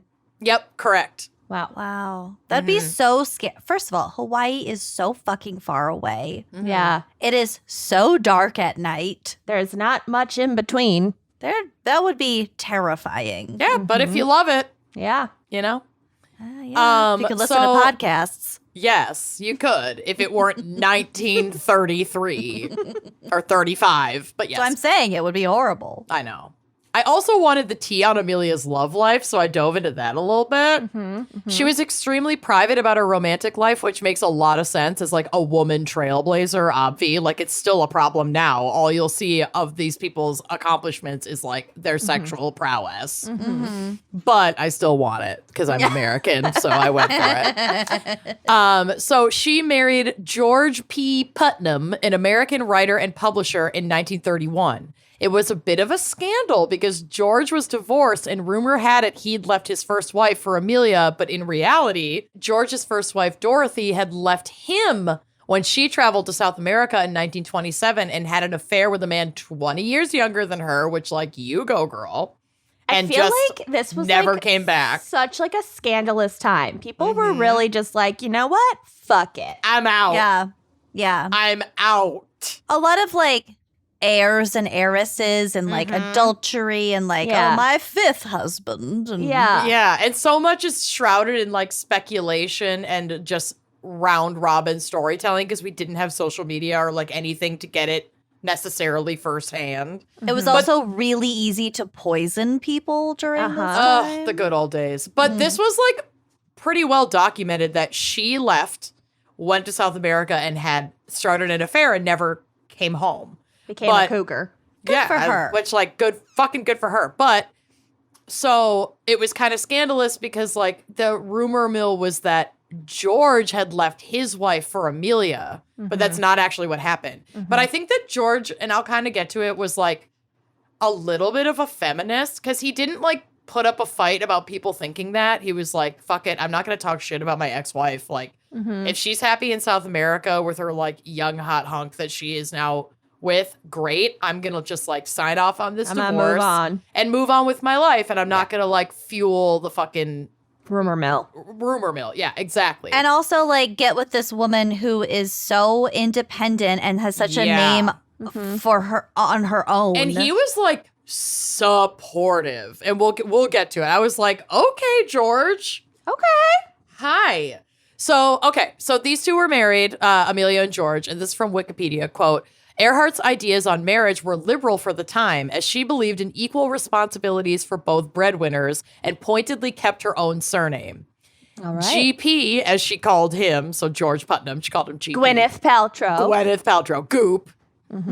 Goop, as she called him, soon learned that he would be called Mr. Earhart, and he just like didn't give a shit. He was like, cool, yeah, my wife's fucking badass. Yeah. At least from what I could see. I didn't dive too deeply into him. Maybe he was like really annoyed about it, but I didn't see anything to that effect on his like little pages I went to, so I'm just going to cling to this illusion. Anyway, so George worked hard almost as like her manager. He'd set up tours and appearances, speaking engagements, and like get her paid with his vast publishing contracts because he was like well known in New York. He's well known fucking everywhere. He's connected. But I mean, sounds like a power couple. Putnam Press is still a major Literally, publisher. yes. Yep. And that's his family. Like, that's him. So, though these two didn't have children, George had two, I think it was sons. Yeah, two sons with his previous wife, Dorothy, and Amelia loved them dearly and treated them as her own. In a later published letter from Amelia to George right before they got married in 1931, many Amelia fans now wonder if she was even more progressive in her views of marriage than we thought. Here is the letter. I can't wait to hear your thoughts. It is pure spice, and I fucking love it. So I'm going to read it, and we are going to pause after every short paragraph to just make sure we're on the same page about what this bitch means, because it needs to be clear. Okay. Quote, there are some things which should be writ before we are married. Things we have talked over before. Most of them. You must know again my reluctance to marry. My feelings that I shatter thereby chances in work, which means most to me. I feel the move just now as foolish as anything I could do. I know there may be compensations, but have no heart to look ahead. Okay, she's not a great writer. No, but I love it. But she's got a million other skills. So and she's a million other skills. She doesn't want to get married because she wants to focus on her job. She's very ambitious. She's goal oriented. And I love that she's like, I hear there are benefits to marriage, but I'm not seeing them in my future. Like, I don't fucking know. I'm really not super on board, and I just want to get that in writing. Yep. Okay. Yeah. So that's how it starts. Okay. Second paragraph. On our life together, I want you to understand I shall not hold you to any medieval code of faithfulness to me, nor shall I consider myself bound to you similarly. Ooh. If we can be honest, I think the difficulties which arise may be best avoided should you or I become interested deeply or in passing in anyone else. Open marriage. She's gay. She's gay. You think? That's what I Maybe. get from this. She's gay. I don't know if she's necessarily gay, but she might be like, sexuality is a spectrum. I wouldn't be surprised if Amelia Earhart like ate incredible pussy and also fucking rode incredible dick. I give her all of the She's range. good at everything. But I just love that. I feel like there weren't that many like straight out, I'm a full lesbian, because they'd probably have to like marry a guy for any reason. I'm sure in put out every now and 1931, then, if whatever. she were gay, she's fucking not saying shit about it. Right. But I think this is as outwardly gay that you could say to your husband. I Like, you do feel like- you, I'll do me. I don't want to assume her sexuality, Right. and so No, I'm not. just. This is just my interpretation of this. Right. I think it's unquestionably she wants an open marriage. Right. That's the key point. Her sexuality is irrelevant. Yeah. And I'm not going to speculate in that capacity. I don't care who she's fucking. But she's like, and I also love that it's like, I'm about to marry you and your former wife left you for another man. Let's just get something out of the way. If we're going to do this, Right. And we need to step out. That's all right. Let's just not worry about it, and you will be each other's number one. Like, we're just going to be the number one and do our thing. Which I'm like, fuck yes. Next paragraph. Please do not let us interfere with the other's work or play, not let the world see our private joys or disagreements. In this connection, I may have to keep some place where I can go to be myself now and then. Of one's own. Thank God. For I cannot guarantee to endure at all times the confinements of even an attractive cage. These should have been my marriage vows. I want these to be my fucking vows. They're so beautiful. I'm like, yes, get your own space, get your cottage, get your room, your she shed. Your she shed. Get what you need. Your airplane hangar. Yeah. Yes. Wow, I cannot agree to endure at all times the confinements of even an attractive cage. Like, even though we're going to get the most beautiful house ever because you're from like a powerhouse publishing family, it's, I still need my own space. My fucking space. Yep. I'm obsessed. Okay, this is the last line. I must exact a cruel promise, and that is if you will let me go in a year if we find no happiness together. So she's like, I want to give this a year-long trial and then fucking cut it loose if we hate each other after a year. I will try to do my best in every way and give you that part of me you know and seem to want. Okay, now I know we're not speculating on people's sexuality. But if we were. This paragraph is bringing me over into the Lucy camp. It kind of makes you wonder. I've read a couple of articles about her being gay in the past with like Eleanor Roosevelt or something. They were like they were like besties. They like left a party at the White House and like went joyriding in her airplane, and it was like kind of like naughty. Erotic. Not suggesting that she Earhart was a lover of ate out Eleanor Roosevelt. Eleanor Roosevelt absolutely did have sex with women. Oh yeah, they were in the Mile High Club together, and I love that theory. I just think that there was presidents. There was like a group of like high class queer ladies during this time in this area, and she was definitely in it. I'm here for Amelia Earhart being a queer icon. Like, fucking here for it. I mean, to me, this paragraph reads as they haven't had sex yet.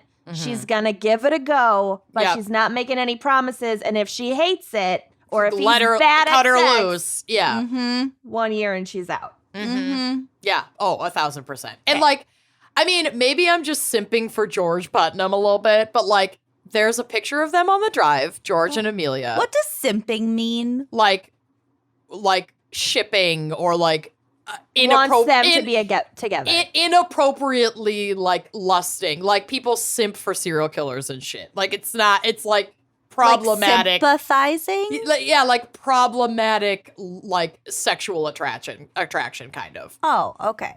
Why is it problematic? Does he end up being bad?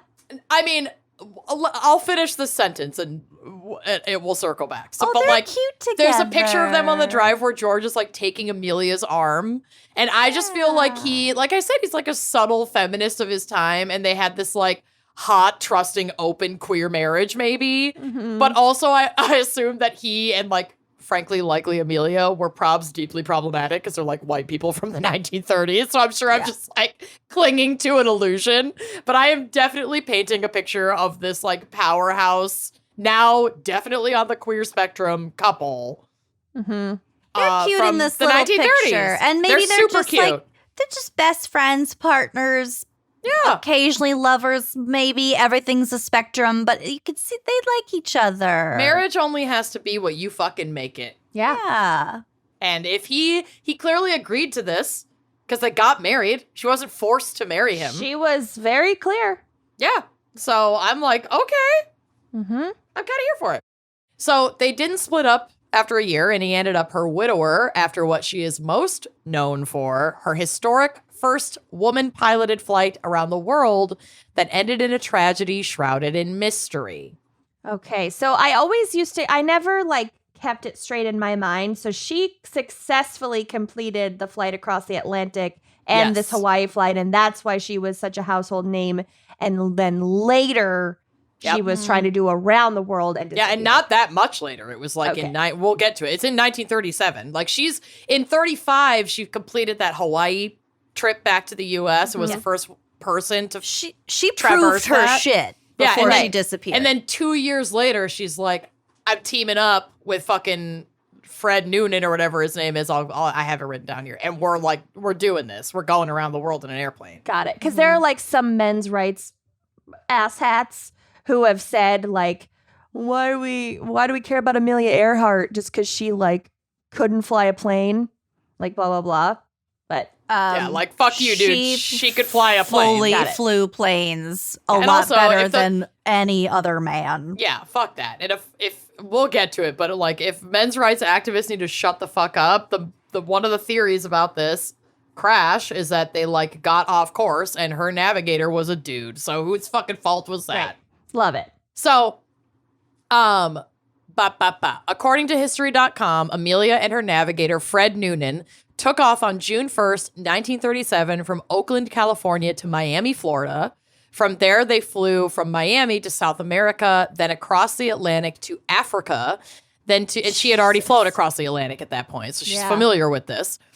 Then from Africa to India and Southeast Asia, and they safely reached it's like a coastal town of Lae in Papua New Guinea on June 29th of 1937. So they're Holy fucking shit. Okay, they she made did it from most of it. California to Papua New Guinea. Yeah, and they at this in point just a few weeks. in just a few weeks, and at this point they had completed 22,000 miles of their trip and only had 7,000 miles to go before returning to the starting point in Oakland. So they were like fucking almost done. Yeah. It's so sad. They rested in Lae and left on July 2nd for a refueling stop on Howland Island, which is teeny, teeny, teeny, tiny. And leaving Lae would be the last time Amelia was seen alive. The two disappeared, lost all contact with the Coast Guard, and were never heard from again. A search for their craft or any signs of life was launched by FDR, so basically Amelia's lover's husband. That went on for several weeks before Amelia and Fred were declared lost at sea. There are a lot of theories as to what happened to Amelia and Fred, so let's discuss. A popular theory is that the two never actually found Howland Island and ran out of gas while trying to search for their refueling stop, and the aircraft sank and the remains were never found. Now, it's clear that they didn't make it to the island because nobody ever saw them on the island. So, like, all of these theories are she left Papua New Guinea and disappeared. They didn't make it to the fueling saw her stop. leaving Papua New Guinea. Correct. And going in the direction of Howland Island to reach this fueling stop. So there's no chance that they just were like, let's chill in Papua New Guinea. No, they didn't stay there. This was a pretty popular theory that just like crash, sink, middle of the ocean. We can't find anything. But it's also becoming less likely because the advancement of technology has allowed us to search these areas extensively over the last few decades. Like, people are still searching now for the fucking answer to what the fuck happened to Amelia and Fred. Yeah.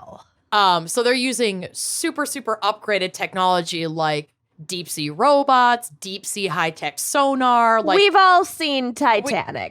We'll get to the Titanic because that actually is relevant here. But they also never found that Malaysian flight that went down, and they know like pretty much exactly where that went down. I know. It's like the really ocean weird. is fucking nuts. The ocean is fucking nuts. Vast and deep. And we have not explored nearly all of it. Yeah. But in the areas that they're looking, at least, they're able to like scan the ocean floor, like the sea floor for wreckage with a pretty damn big radius around Howland Island. And they have not found a speck of evidence of this wreck. That's wild. It's so wild.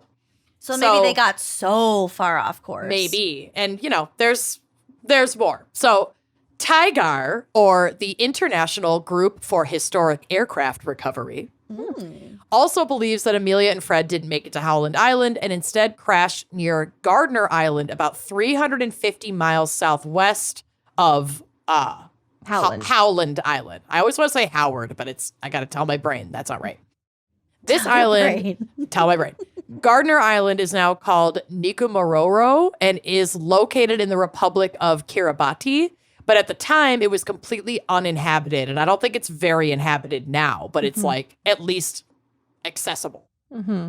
On one of the search and recovery flights in the weeks after their disappearance, it was reported that signs of, quote, habitation were seen on the uninhabited island, but no signs of an airplane or wreckage nearby, leading some to believe that the plane went down offshore and they washed up on this island and survived for an unknown period of time before dying. Oh my God. I love this theory. This is actually, to me, and most experts, this is the most plausible. And there's no, And there's 2 a months lot. into being on the island, she's writing to Fred in the sand going, Mhm. I I'm don't gay. believe in monogamy. I gotta go. I know that we're washed up on this desert island, but I gotta be me. I still need my own space. Even the most beautiful cage. She constructs her own she shed on the island. I Just mean, seashells. God, this poor woman. I can't. She shell shed. Yep. So, expeditions to this island have turned up some compelling evidence to support this theory, including a piece of plexiglass that could have come from their plane, but can't be confirmed. There's photos of the plexiglass on the drive. A woman's shoe dating back to the 1930s, some improvised tools, a woman's cosmetics jar dating back to the 1930s, and a smattering of human bones. Oh. Now, I wonder if this was just like wash-up debris of unknown Right. origin or even of Amelia and Fred. Right, but still only just washed up and they weren't actually physically on the island. Yes. And we Oh. don't have access to DNA testing, and we don't have access to these bones now, even if we could procure like familial DNA. Right. But like you can't even necessarily extract DNA from just bones 100 years later almost. You know what I mean? Right. Like we're just kind of fucked on this. But so it could have been washed up debris of unknown origin, because if they survived and then died on the island, even if they were picked away by animals, I feel like more bones would be recovered if 2 full humans died on this island and they got like 13 bones. But it's also like exposed to the elements, rain. Who knows? One of them could have died ocean. and they could have That's what I'm saying. Maybe gave Amelia him a survived the burial at crash. sea. Or like maybe Amelia survived the crash and made it to the island and he didn't, Right. you know, and that would account for The shoe only and the one makeup. set of, and like one set of bones. Searches have continued up until like COVID. Like people were actively out there looking until it was basically like, okay, we can't spend money on this right now, but we will. How do you get that as your job? Yo, I don't know, but I want it. Cadaver dogs were brought there in 2017 and found nothing. And the same guy who found the Titanic was hired to look in 2019 and found no like plane wreckage in that area. But the skeletal remains recovered have been studied numerous times and seem to keep pointing to Amelia. So this is from NPR. Quote, Richard Jantz, a professor emeritus Yes. of anthropology and director emeritus of the University of Tennessee's Forensic Anthropology Center, took a closer look at data gathered in 1940 from skeletal remains recovered by a British expedition in Nikumaroro. The British found a human skull, humeri, and radii, both arm bones. You are nailing these pronunciations. Apparently, a little bit of Canadian whiskey helps. A tibia and fibula from the lower leg, and 2 femurs, aka thigh bones, Which are connected to the hip bone. The bones were sent to Fiji, where they were examined and measured by physician D.W. Hoodless. But the bones themselves are long gone.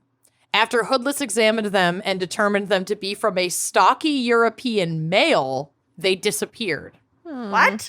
The assumption is that either he or someone else in Fiji discarded them, and Jantz, working with the International Group for Historic Aircraft Recovery, TIGAR, which has been big into Earhart research for years, ran the measurements taken by Hoodless 80 years ago through forensics, quote, computer program for estimating sex, ancestry, and stature from skeletal measurements. So he's just using the report information. Yeah, he's just using the written down numbers because the bones Yup. themselves are long gone. Right. So someone just fucking threw them away. Great. I mean, yeah, I don't Or know. took them home. Yeah, they could exist somewhere. That would be really fucked up. I'd rather they be tossed out accidentally than someone hoarding them all this time. Ugh. Anyway, so he ran them through this program in Knoxville. The analysis, quote, found that Hoodless had incorrectly determined the sex of the remains, which, like, it was 1940. Of course he fucking did.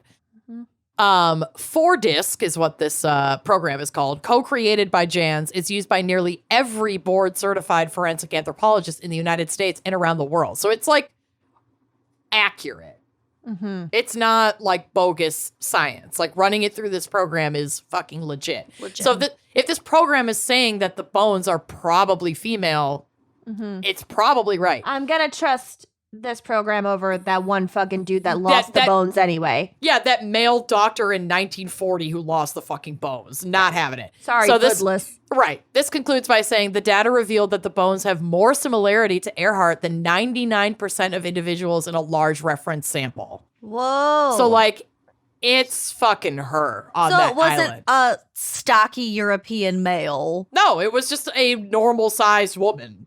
Jesus. Which I'm sure this doctor just, like, couldn't wrap his head around. Like, they couldn't be a woman's bones. Anyway. Who knows? This was also a tumultuous political time between two world wars, and there were ample racially charged theories about the two being captured and executed by the Japanese. So this is from National Geographic. Quote, eyewitnesses claimed to have seen Earhart in a prison camp in Saipan, but physical evidence supporting their testimony is scarce.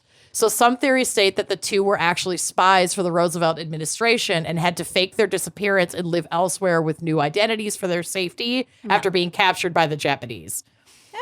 Honestly, if Amelia was a fucking spy, I want to know how she find the goddamn time. She was way too famous. She's so busy. She's so famous. She's way too famous to have become a spy with a different identity. Right. She Have loves that flying kind of, like, planes. face recognition in 1937. Yeah, like, nah. she's on the cover of so many newspapers around the world at that Right. point. That's dumb. Exactly. But if they did crash land near the Marshall Islands, which would have been in the vicinity of the Howland Island, and the Marshall Islands at the time were under Japanese control, and they could have been captured under suspicion of being American spies. Like, it's not implausible.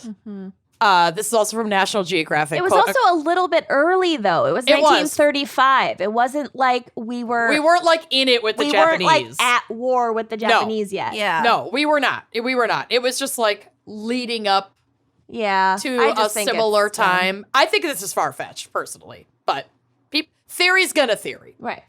This says, quote, if she couldn't find Howland Island, plan B was to cut off communications and head for the Marshall Islands and ditch her airplane there, says Roland C. Reineck, a retired U.S. Air Force colonel who lives in Kailua, Hawaii.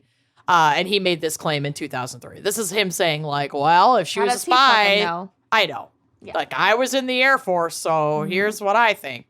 I really don't know. My favorite and seemingly most scientific and plausible theory is the deserted island theory.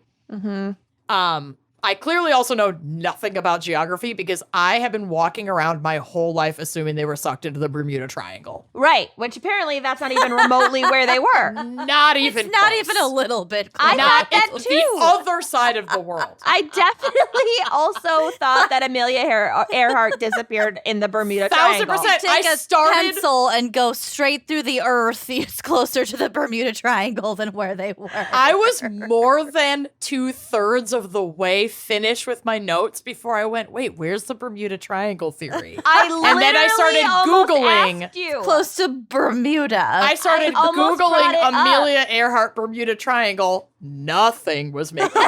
And then I was like, I'm going to Google on Google Maps, where is the Bermuda Triangle? And then I just went, I think it's God. near Bermuda. I've been lied to my whole life. I have no idea what the fuck I'm talking about. Clearly. Come on, baby mama. Right? I can't. God. Anyway, Wow. that's my case. I mean, she's Wow. fascinating. I just never really I haven't dived into this story since literally grade school when we were like learning about yeah. Amelia Earhart, and clearly I didn't talk about whether she was like secretly a queer icon or like stepping out on her husband. So I love this. Yeah. Either way, she had very cool views on marriage. Yeah. Mm-hmm. Here for Nice it. work. That was a good deep dive into that. Thank you. Loved it. Yeah. Well, good, really good topic, fan picker Ashlyn. Fantastic. This was fun. We had fun. We have fun Yes. Mm-hmm. We have fun here at Wine and Crime. Mm-hmm. here. Yeah, we do. Well, All right. thanks for listening, and we'll see you next week. Bye-bye.